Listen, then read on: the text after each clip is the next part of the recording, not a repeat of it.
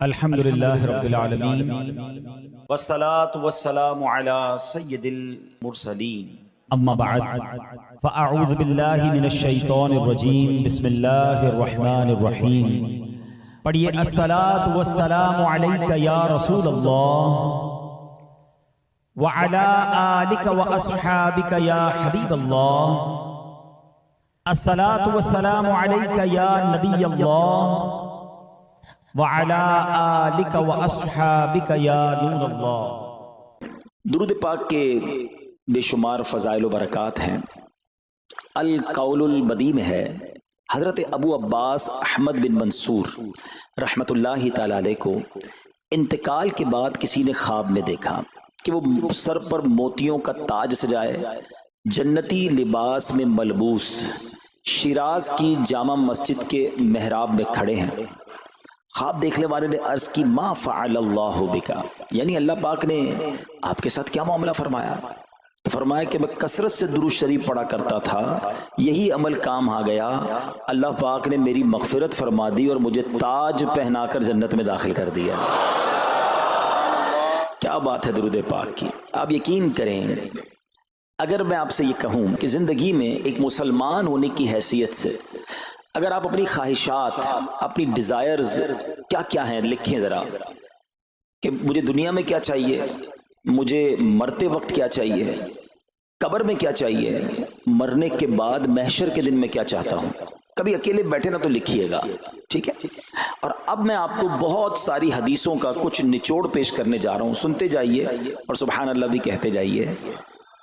اگر آپ روزی میں برکت چاہتے ہیں تو درود پاک پڑھیے، اگر آپ بیماری سے شفا چاہتے ہیں تو درود پاک پڑھیے، اگر آپ ذلت و رسوائی سے بچنا چاہتے ہیں تو درود پاک پڑھیے، اگر آپ عزت میں اضافہ چاہتے ہیں تو درود پاک پڑھیے، آپ مصیبتوں اور پریشانیوں سے بچنا چاہتے ہیں تو درود پاک پڑھیے، مرتے وقت کلمہ پڑھنا چاہتے ہیں تو درود پاک پڑھیے، مرتے وقت آقا کا دیدار کرنا چاہتے ہیں تو درود پاک پڑھیے، آپ یہ چاہتے ہیں کہ آقا اپنے مبارک ہاتھوں سے قبر میں اتاریں تو درود پاک پڑھیے، اپنی قبر کو نور مصطفیٰ سے جگمگانا چاہتے ہیں تو درود پاک پڑھیے، قیامت کے دن نبی پاک کے پرچم تلے اٹھنا چاہتے ہیں تو درود پاک پڑھیے، آقا کے ہاتھوں جام کوثر پینا چاہتے ہیں تو درود پاک پڑھیے، اور سنیے آقا کے ساتھ جنت میں جانا چاہتے ہیں تو درود پاک پڑھیے، مدینے جانا چاہتے ہیں، بار بار جانا چاہتے ہیں تو درود پاک پڑھیے،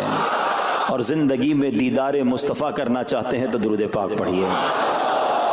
کچھ باقی رہ گیا؟ اللہ اکبر یا رسول اللہ، مجھے بتائیے اور کچھ باقی رہ گیا ہے؟ ایک مسلمان ہونے کی حیثیت سے what ever I need in دنیا اور ان ہیئر آفٹر، دنیا اور آخرت میں جو کچھ چاہیے، روزی برکت والی، زندگی عزت والی، پریشانیاں دور ہو جائیں، بیماریاں دور ہو جائیں، ذلت اور رسوائی سے بچا رہوں، ایمان والی موت ملے، جب تک زندہ رہوں مدینے آتا جاتا رہوں، آقا کی دید کرتا رہوں، آقا جنت میں ساتھ لے جائیں۔ اب کچھ باقی بچتا ہے؟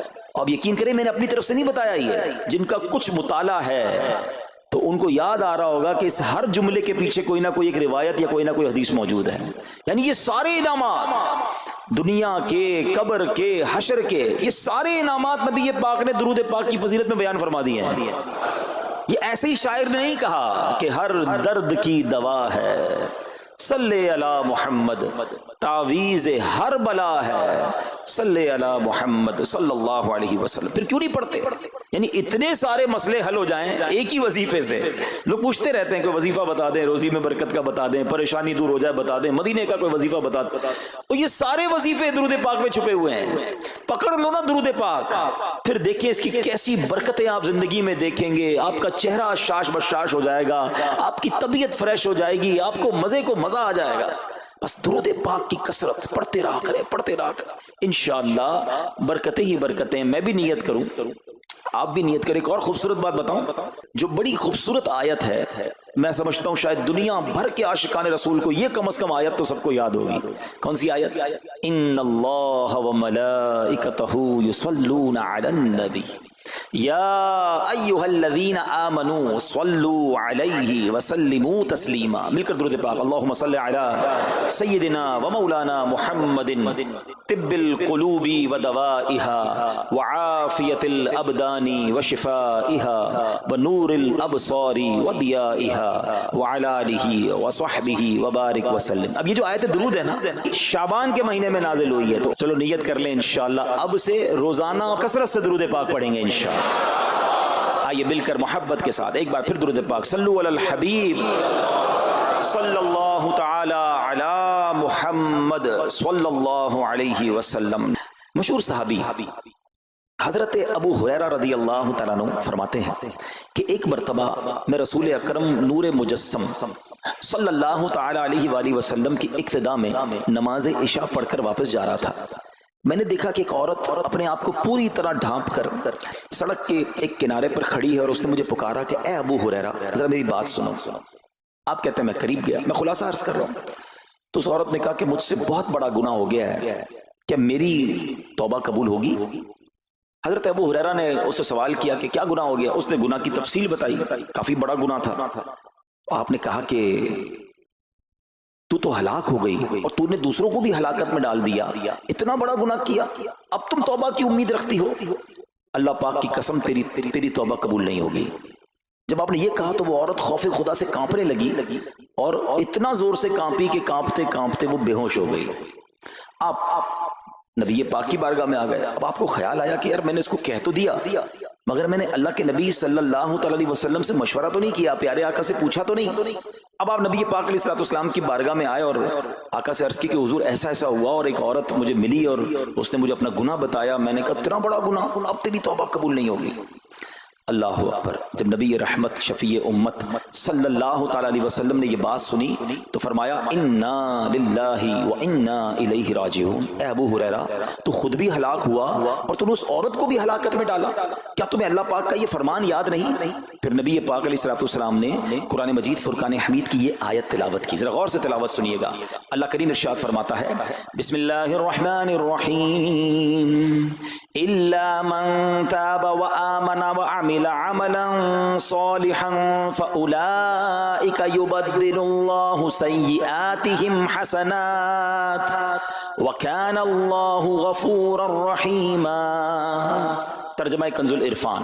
مگر جو توبہ کرے اور ایمان لائے اور اچھا کام کرے تو ایسوں کی برائیوں کو اللہ نیکیوں سے بدل دے گا اور اللہ بخشنے والا مہربان ہے. حضرت ابو ہریرہ نے جب یہ آیت کریمہ سنی اور پیارے آقا علیہ السلام کا یہ فرمان سنا تو آپ کو احساس ہوا کہ میں نے غلط مسئلہ بیان کر دیا ہے. آپ پر یہ احساس اتنا غالب ہو گیا کہ آپ مدینہ منورہ کی اب گلیوں میں آواز لگانے لگے. ایک عورت نے مجھ سے رات ایک مسئلہ پوچھا تھا، کوئی بتا سکتا ہے وہ عورت کون ہے؟ آپ سارا دن مدینے کی گلیوں میں آواز لگاتے رہے، مجھے اس عورت کا پتہ بتاؤ جس نے مجھ سے مسئلہ پوچھا تھا. اب رات ہوئی تو وہ عورت آپ کو کل والی جگہ پر پھر کھڑی مل گئی. آپ فوراً اس عورت کے پاس پہنچے، اسے نبی پاک کا فرمان سنایا اور کہا تمہیں مبارک ہو، اگر تم توبہ کرو گی تو اللہ تمہاری توبہ قبول فرما لے گا. اب یہ عورت اتنی خوش ہوئی کہ مارے خوشی کے کہتی ہے کہ میرا ایک باغ ہے، میں نے اپنے گناہ کے کفارے میں وہ باغ راہ خدا میں صدقہ کر رہی ہوں. یہ پورا باغ ہے ابو ہریرہ میں اللہ کی راہ میں صدقہ کرتی ہوں. اللہ اکبر. اے میرے پیارے اسلامی بھائیو، اس ایک واقعے میں ہمارے لیے بہت کچھ ہے. پہلے تھوڑا سا تربیت کے مدنی پھول. ذرا سمجھیے کہ اتنی بڑی ہستی ہے سیدنا ابو ہریرہ رضی اللہ تعالیٰ، لیکن جیسے انہیں پتا چلا کہ میں نے یہ مسئلہ تو بیان کر دیا ہے مگر نبی پاک علیہ السلام سے پہلے اس کا حکم تو پوچھ لیتا.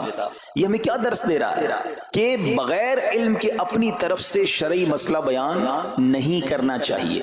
جو بغیر علم کے دینی مسئلے بتاتا ہے وہ خود بھی ہلاک ہوتا ہے اور دوسروں کو بھی ہلاکت میں ڈالتا ہے. ہاں میں بتاتا ہوں نا اس کا مسئلے کا حل کیا، حالانکہ خود کہیں پڑھا نہیں ہوتا. تو جب تک آپ کو علم نہیں ہے، آپ جانتے نہیں ہیں، تو کسی مسئلے کو بیان نہیں کرنا چاہیے. دوسری بات کہ اگر خدا نہ خواستہ کوئی غلط مسئلہ بتا بیٹھا یا بتا تو درست رہا تھا، بتاتے بتاتے غلطی کر بیٹھا، تو اسے چاہیے کہ ازالہ کرے، فوراً اس کا جو بھی ازالہ بنتا ہے وہ کرے. سیدنا ابو ہریرہ رضی اللہ تعالیٰ کا ازالہ تو دیکھیں کہ آپ کو جیسے ہی پتا چلا کہ اصل مسئلہ یہ ہے، اب آپ مدینے کی گلیوں میں صدا لگا رہے ہیں، تلاش کر رہے ہیں، پورا دن ڈھونڈتے رہے اس خاتون کو کہ میری سے غلطی ہو گئی، میں نے اس کو غلط مسئلہ بتایا، تاکہ اس کو تلاش کر کے اس کو درست مسئلہ بتایا جائے. اللہ اکبر. صحابہ کرام کی ادائیں بھی کتنی نرالی نرالی ہوتی ہیں، اللہ ان کا صدقہ عطا فرما دے۔ اب ہوتا کیا ہے کہ کبھی کوئی غلط مسئلہ بیان ہو گیا یا بیان میں، مشورے میں، درس میں کوئی غلطی ہو گئی، غلطی پتہ چل جائے، اب شرم آتی ہے کہ کیسے کہوں مجھ سے غلطی ہو گئی ہے، میں تو اتنا بڑا مبلغ بن کے گیا تھا، میں نے تو جناب اتنے پبلک میں بیان کیا تھا، اب میں کیسے بتاؤں کہ جناب میں نے یہ غلط پڑھ دیا یا غلط بیان کر دیا۔ حضرت ابو ہریرہ سب سے زیادہ جن کو حدیثیں یاد ہیں، مگر سچ بتائیں بات سمجھنے والی پتہ کیا ہے، جو لوگ یہ سمجھتے ہیں نا کہ یار غلطی ماننے سے عزت کم ہو جاتی ہے، سچ بتاؤ آج 1450 سال بعد حضرت ابو ہریرہ کا یہ واقعہ سن کے ہمارے دلوں میں ان کی عزت کم ہو رہی ہے، بڑھ رہی ہے؟ سمپل از دیٹ، غلطی ماننے سے انسان جو ہے وہ نیچا نہیں ہوتا۔ اللہ میرے پیر و مرشد کو سلامت رکھے، جن کی برکت سے لاکھوں علماء بن گئے ہیں، مگر آپ اپنے مدنی مذاکرے میں اپنے ساتھ علماء کرام، مفتیان کرام کو بٹھاتے ہیں، اور اگر کوئی توجہ دلاتا ہے تو لائیو چینل پر آپ فرماتے ہیں کہ یہ مسئلہ یوں نہیں یوں ہے، کوئی عزت کم نہیں ہوتی جناب۔ تو سبحان اللہ، دو باتیں سیکھنے کو ملی کہ پہلے بتانا ہی نہیں ہے، اگر نہیں آتا تو اپنی بڑائی مارنے کے لیے بندہ کہتے مجھے نہیں معلوم، واللہ عالم میں نہیں جانتا، اور اگر آپ کو لگتا ہے میں صحیح بتا رہا ہوں اور پھر بعد میں کوئی توجہ دلا دے کہ آپ نے غلطی کی ہے تو پھر اس کو بالکل مانے بھی اور اس کا ازالہ کریں۔ اچھا، اب علماء کرام نے بڑے پیارے طریقے بتائے۔ پہلے تو ظاہر یہ تھا کہ بھئی پبلک میں بیان کیا تو پبلک میں جا کر یا گلیوں میں جا کر آپ نے اعلان کیا، اب تو سوشل میڈیا کا زمانہ ہے، کوئی ویڈیو بنا کے ڈال رہے ہوتے ہیں، انسٹاگرام تو ٹویٹر تو پتہ نہیں کیا کیا چیزیں، موبائل فون، فیس بک، یوٹیوب، تو اب غلط مسئلے لوگ شیئر کر رہے ہیں۔ ایک یہ بڑا مسئلہ پتہ کیا ہو گیا، ہمارے موبائل پہ جیسے ہی کوئی ویڈیو کلپ آیا، کسی کا بھی آیا یا کوئی پوسٹ آ گئی، کوئی فضیلت ہی آ گئی، نہ چیک کرنا ہے نہ کچھ کرنا ہے، اس کو فوراً فارورڈ کر دینا ہے، حالانکہ اس میں بعض اوقات غلط مسئلے ہوتے ہیں، بعض اوقات غلط حدیثیں ہوتی ہیں، ہمیں پتہ ہی نہیں ہوتا، ہم سمجھتے ہیں آگے شیئر کر دیں۔ اچھا، شیئر کرنے والوں کا بھی بڑا مسئلہ ہے، اگر کوئی وظیفہ، کوئی نفل، کوئی بھی چیز ہے، خود پڑھنی نہیں ہے، آگے 100 لوگوں کو بھیج دینی ہے، پہلے خود تو پڑھو۔ اچھا، خود بھی پڑھنے سے پہلے کہاں چیک کروایا؟ تو پلیز یہ شریعت کے معاملات ہیں، اس میں بڑی غلطی ہو سکتی ہے، تو اگر آپ کو کوئی بھی چیز شیئر کرنی ہے تو بیسٹ آپشن یہ ہے کہ dawat-islami.net، یہ دعوت اسلامی کی ویب سائٹ ہے، اس پر ایک گیلری کا آپشن ہے، آپ وہاں جائیے، وہ مفتیان کرام سے چیک ہوئی پوسٹیں پڑی ہوئی ہیں، آپ وہاں سے پوسٹ اٹھائیں، اس کو شیئر کر دیں، بنداز کریں، کوئی ٹینشن نہیں ہے، کیونکہ وہ علماء نے چیک کی ہوئی ہے۔ مگر ہر آنے والی پوسٹ، ہر آنے والی ویڈیو کو آگے بڑھا دینا، تو مشورہ یہی ہے کہ یہ بڑا سخت معاملہ ہے، کیونکہ یاد رکھیے قرآن مجید فرقان حمید میں اللہ تعالیٰ ارشاد فرماتا ہے وَمَنْ أَظْلَمُ مِمَّنِ افْتَرَىٰ عَلَى اللَّهِ كَذِبًا، اور اس سے بڑھ کر ظالم کون جو اللہ پر جھوٹ باندھے۔ اچھا، اس کے بارے میں علماء فرماتے ہیں کہ اللہ پر جھوٹ باندھنے والا سب سے بڑا ظالم ہے۔ جب ہم کسی کو دینی مسئلہ بتاتے تو اس کا مطلب کیا ہوتا ہے کہ اللہ نے فرمایا یا اللہ کے حبیب علیہ الصلوۃ والسلام نے فرمایا، اس کا مطلب اگر ایسا نہیں ہے تو یہ اللہ پر جھوٹ باندھنا ہو گیا نا۔ ہم نے تو کہا مجھے تو پتہ نہیں تھا، کسی نے پوسٹ بھیجی تھی، کسی نے بتایا تھا، اچھا میں نے کہیں سنا تھا۔ اب کئی لوگوں کی تو عادت پتہ کیا ہے، ان کے ساتھ بیٹھو نا تھوڑی دیر بعد کہیں گے اللہ یہ فرماتا ہے، اللہ نے قرآن میں یہ فرمایا، پوچھو کدھر فرمایا، بولا یہ نہیں پتا، اللہ قرآن میں یہ کہتا ہے۔ بھائی کہاں کہتا ہے بتاؤ نا، آیت دکھاؤ، اللہ نے فرمایا یہ کرنا چاہیے، بھائی کہاں فرمایا؟ اپنی طرف سے۔ اچھا، کیونکہ کہیں سنا تھا، کہیں دوستوں کی محفل میں آدھی بات یاد تھی، ارے ڈرنا چاہیے کہ میں کیسے کہہ دوں کہ اللہ نے فرمایا، میں کیسے کہہ دوں نبی پاک علیہ الصلوۃ والسلام نے فرمایا، جب یاد نہیں، پڑھا نہیں۔ امیر اہل سنت کی آپ نے احتیاط دیکھی ہے، آپ حدیث کی کتاب منگاتے ہیں کہ پورا دیکھ کر پڑھتے ہیں، مگر یا تو اپنی مرضی سے چل رہا ہے معاملہ، خدا کے واسطے ہم سمجھ رہے ثواب کما رہے ہیں، اور ایسا نہ ہو کہ گناہ جاریہ والے کام ہو رہے ہوں۔ تو میں نے آپ کو آسان حل بتا دیا کہ دعوت اسلامی کے جو آفیشیل سوشل میڈیا کے پیجز ہیں، اگر آپ کو شوق ہے تو وہاں سے کوئی پوسٹ اٹھا لیں، وہاں سے کوئی چیز اٹھائیں اور اس کو شیئر کریں، باقی خدا را ان کاموں کو اپنی مرضی سے آگے نہ کریں، کہیں ہم گناہ گار نہ ہوں۔ تو ایک بات تو ہمیں اس پورے واقعے سے سیدنا ابو ہریرہ رضی اللہ تعالیٰ کو جو انداز، آپ کی عاجزی، آپ کا ازالہ کرنا، آپ کا اس عورت کو تلاش کرنا، یہ سکھا رہا ہے کہ مسئلہ غلط بیان کرنا کتنا بڑا مسئلہ ہے۔ اللہ کرے کہ ہم اس کو سمجھیں۔ اب دوسری خوبصورت بات، آئے ہائے، عورت کا گناہ ہے، بڑا گناہ ہے، مگر نبی پاک نے جو آیت بیان فرما دی اور جو اس تک پیغام پہنچایا کہ توبہ کر لو، میرا رب توبہ قبول فرما لے گا۔ آئے ہائے میرے پیارے اسلامی بھائیو، کتنا ہی بڑا گناہ کیوں نہ ہو جائے، اللہ سے مایوس نہیں ہونا ہے، اس کی رحمت سے مایوس نہیں ہونا ہے، کیونکہ میرے آقا مدینے والے مصطفیٰ صلی اللہ تعالی علیہ وسلم فرماتے ہیں التائب من الذنب کمن لا ذنب لہ، گناہوں سے توبہ کرنے والا ایسا ہے جیسا اس نے گناہ کیا ہی نہیں ہے، ختم، نل اینڈ وائڈ، ڈیلیٹڈ۔ یہ اتنی بڑی اللہ کی رحمت ہے کہ بس سچی توبہ ہو جائے نا، اللہ اس کو سارے اس کے گناہ معاف فرما دیتا ہے۔ حضرت عبداللہ ابن عبید رحمت اللہ تعالی سے روایت ہے، فرماتے ہیں کہ اللہ پاک کے نبی اور ہم سب انسانوں کے والد محترم حضرت آدم علیہ السلام نے اللہ پاک کی بارگاہ میں عرض کی، اے رب عز و جل، تو نے شیطان کو میرا دشمن بنایا ہے لیکن میری اولاد اس کا مقابلہ کرنے کی طاقت نہیں رکھتی۔ تو اللہ پاک نے فرمایا، اے آدم، آپ کی اولاد میں قیامت تک جو بھی انسان پیدا ہوگا میں اس کے ساتھ ایک محافظ فرشتہ مقرر فرما دوں گا جو انسان کے لیے شیطان کی جو چال ہے اس سے اس کی حفاظت کرے گا۔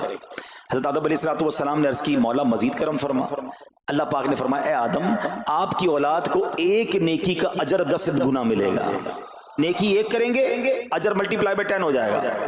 اور پھر اللہ نے فرمایا اس پہ مزید بڑھاؤں گا، جبکہ گناہ کوئی ایک کرے گا تو اس کے نامہ عمل میں ایک ہی گناہ لکھا جائے گا۔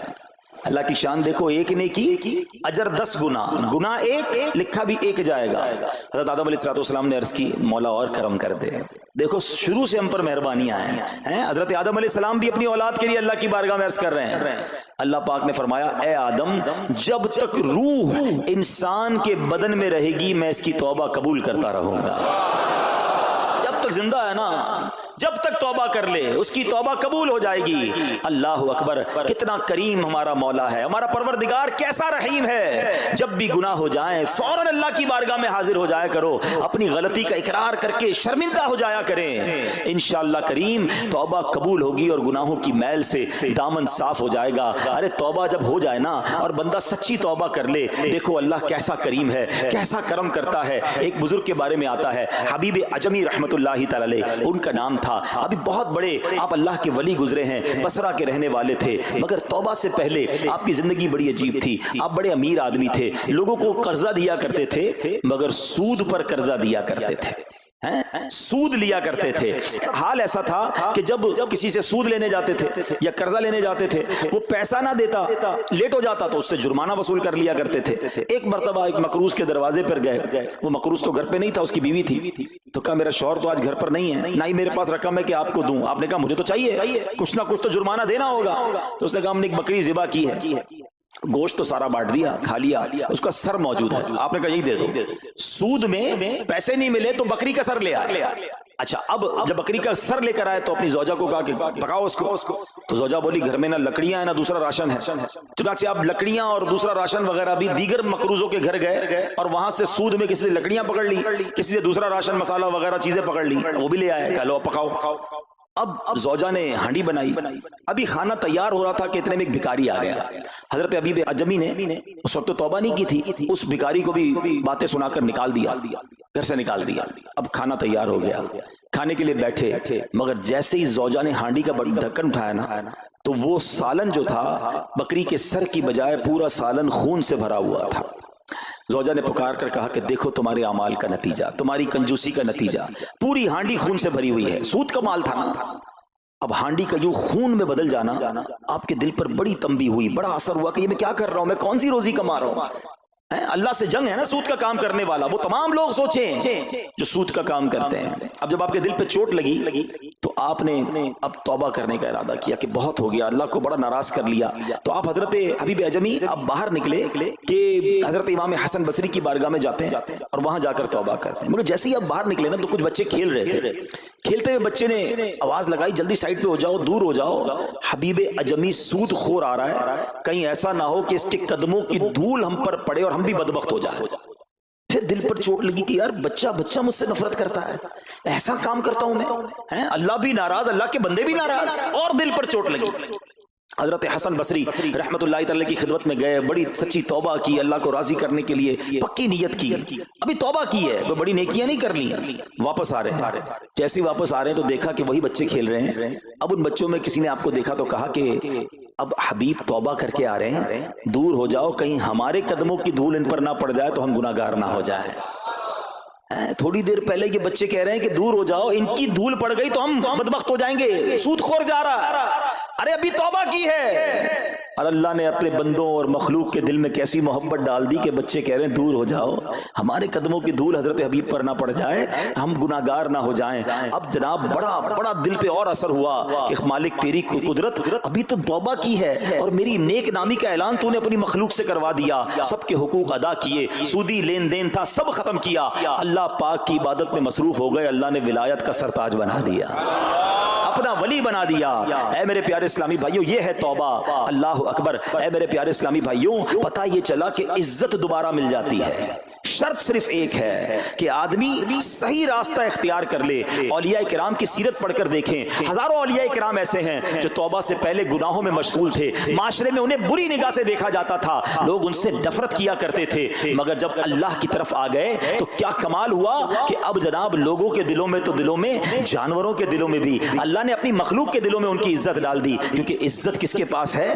رب کے پاس ہے۔ دلوں کا اختیار کس کے پاس ہے؟ وہ رب کے پاس ہے۔ آسمان ولایت کا ایک اور چمکتا ستارہ حضرت فضیل بن عیاض رحمت اللہ تعالی علیہ توبہ سے پہلے ڈاکو تھے۔ جی ہاں، آپ کتنا بڑا نام ہے ولیوں میں، مگر آپ ایک ڈاکو تھے، اور یہ کوئی کہانی نہیں، واقعی حقیقت ہے کہ رات کو جب بچہ سوتا نہیں تھا تو مائیں کہا کرتی تھیں بیٹا سو جاؤ ورنہ فضیل ڈاکو آ جائے گا۔